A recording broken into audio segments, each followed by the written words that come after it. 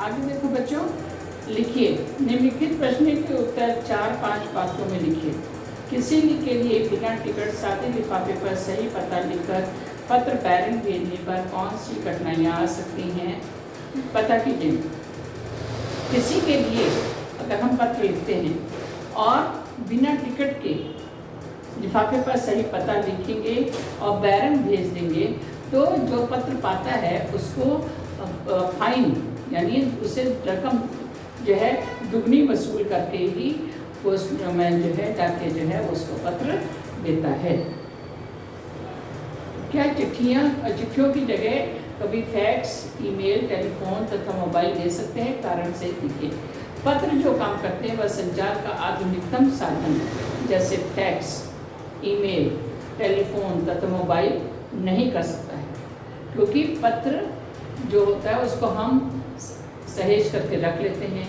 जब हमारा मन चाहता है, जब हमें अपने सगे संबंधियों की या जिनका पत्र हमें मिला हुआ है उनकी याद आती है तो हम पत्र पढ़ करके उनकी यादों को ताज़ा कर सकते हैं। तो ये फैक्स, ईमेल, टेलीफोन, मोबाइल के द्वारा हम ऐसा नहीं कर सकते हैं। इसलिए पत्र जैसा संतोष फोन या SMS का संदेश नहीं दे सकता है। पत्र लेखन की कला के विकास में किस प्रकार सहायक है? पत्र लेखन कला के विकास में बहुत सहायक होता है। हमारे देश में कई भाषाएं हैं, सभी जाति के लोग अपनी अपनी भाषा में पत्र लिखते हैं और इस तरह वो भाषा का विकास होता है। अगर कोई एक हिंदी में पत्र लिखता है फिर वो दूसरे शहर में जाता है, जैसे केरला हो गया, तमिलनाडु हो गया या आंध्र में आ गया, तो इस तरह वो तरह तरह की जब भाषाएं सीखता है और उसके द्वारा पत्र लिखता है उस भाषा में, उससे ज्ञान का विकास होता है, नई भाषाओं की जानकारी होती है। तो पत्र लेखन कला के विकास में बहुत सहायक है। पत्र लिखने से भाषा के विकास होता है। पत्रों में अपने भाव लिखने से लेखन कला का विकास होता है। लेखन कला में अपने अपने भाव, राय और ख्यालों को ठीक तरह से प्रस्फुटित करना पड़ता है, मतलब व्यक्त करना पड़ता है, बताना पड़ता है। ये सब पत्र की सहायता से ही पूरी हो सकती है, फैक्स या फोन के द्वारा नहीं होता। अब सेकंड देखिए, निम्नलिखित प्रश्नों के उत्तर 8-10 वाक्यों में लिखिए।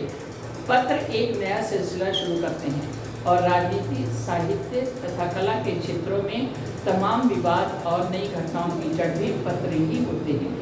इससे आप कहाँ तक सहमत हैं? इसके आधार पर आज के समाज में पत्रों के महत्व पर अपने विचार लिखिए। हाँ, मैं इस बात से सहमत हूँ कि पत्र एक नया सिलसिला शुरू करते हैं और राजनीति, साहित्य तथा कला के क्षेत्र में तमाम विवाद और नई घटनाओं की जड़ भी पत्र ही होते हैं। समाज में पत्र का ज़्यादा महत्व है। कुछ लोग पत्रों के द्वारा ही भारतीय समाज के संबंधी संस्कृति, संप्रदाय, उनके रिश्तेदारों को लिखते हैं। पत्र ही समाज के काल, संप्रदाय, रीति रिवाज, पद्धतियाँ आदि की जानकारी देते हैं। पत्र के द्वारा ही हमें मालूम होता था कि पहले समय में लोग कैसे आपस में मिलजुल कर रहते थे, एक दूसरे के त्योहारों पर एक साथ एकजुट होकर के सब लोग एक दूसरे के त्यौहार को मनाते थे, एक दूसरे के प्रति खुशी व्यक्त करते थे। उनके मनाने का तरीका क्या था, उनका खान पान क्या था, रहन सहन कैसा था, ये सब हमें उनके पत्रों के द्वारा ही पता चलता था कि पहले के लोग कैसे आपस में एक दूसरे के साथ सहयोग करते थे, कैसे मिलजुल कर रहते थे, और रीति रिवाज उनके क्या थे, उनकी पद्धतियाँ क्या थी, ये सब जानकारी हमें पत्रों के द्वारा ही मिलती है। पत्र ही समाज का दर्पण होता है, पत्र ही समाज का आदर्श बता सकते हैं। इस तरह पत्र अपना महत्व रखता है। संचार के क्षेत्र में तकनीकी योगदान पर प्रकाश डालिए। संचार के क्षेत्र में तकनीकी योगदान बहुत है। तकनीकी तरक्की के कारण संचार साधनों का आविष्कार हुआ। तकनीकी तरक्की के कारण ही संचार साधनों का, आधुनिक संचार साधनों का विकास हुआ, जैसे मोबाइल, इंटरनेट, फैक्स, SMS, ये सब का आविष्कार हुआ। संचार साधन जैसे तार, टेलीग्राफ जिसको बोलते हैं, कंप्यूटर, टेलीफोन, मोबाइल आदि का आविष्कार हुआ। तकनीकी के कारण ही संचार क्षेत्र में वृद्धि हुई। अब देखिए नीचे शब्द भंडार में कुछ शब्द दिए हुए हैं, उनका अर्थ लिखना है और उनका वाक्य प्रयोग भी करना है। प्यारा, प्रिय, अनोखा, अमूल्य, अद्भुत, विचित्र, अनुपम, अनमोल, निराला, अनुपम, विलक्षण, विचित्र। अब ये शब्द दिए हुए हैं, मैंने अर्थ भी बता दिए, इससे आपको वाक्य अपने आप बनाना है। जबकि इससे बना हुआ है आप लिख सकते हो, ऐसा कुछ भी नहीं है। अपने आप बनाएंगे तो आपको आगे भी बनाने में भी रहेगा कि आपको वाक्य बनाना आएगा, अच्छे से अच्छे तरीके से आप वाक्य बना सकेंगे। और अगर देख करके लिखोगे तो उतना विकास, आप स्वयं अपने आप को कभी वाक्य बनाना हुआ तो नहीं बना पाओगे, मुश्किल हो जाती है।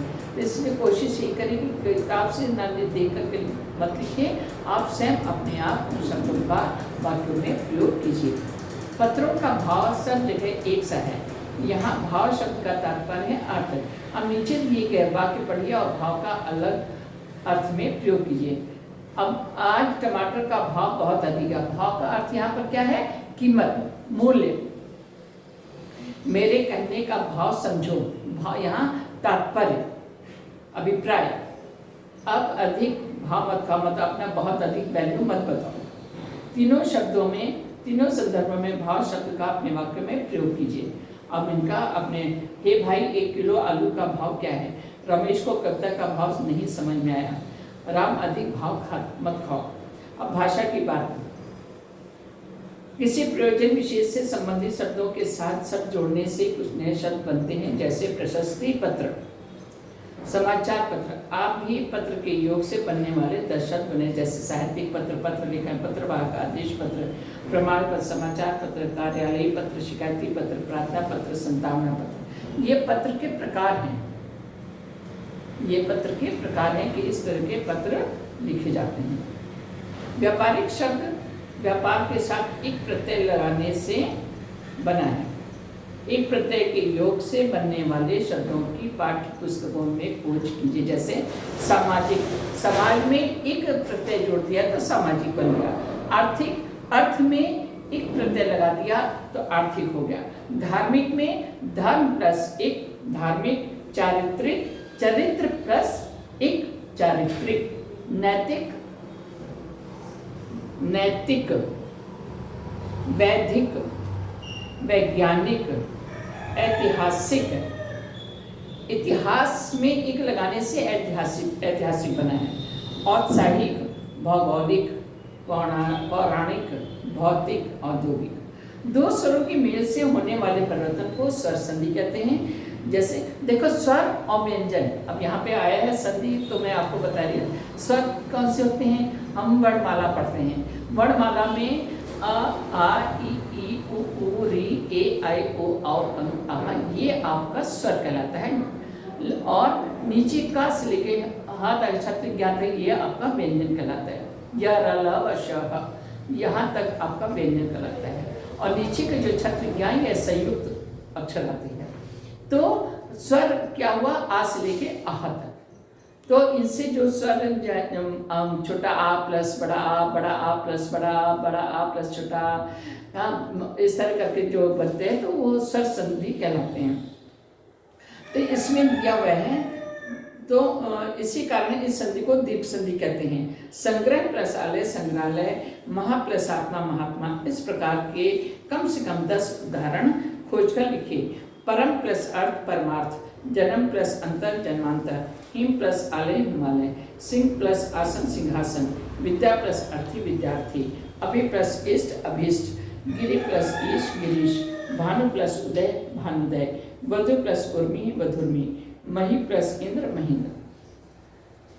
आगे प्रशंसा का दिया हुआ है, ये आप लोगों को अपने आप से करना है। परियोजना कार्य में लेटर बॉक्स बनाना है, उसमें जितना भी दिया हुआ है पूरा आपको लेटर बॉक्स के बारे में आपको पूरा लिखना है। हम अपने मित्रों को संपर्क में रखने के लिए हम हर हफ्ते एक पत्र लिखने के नियम रखेंगे।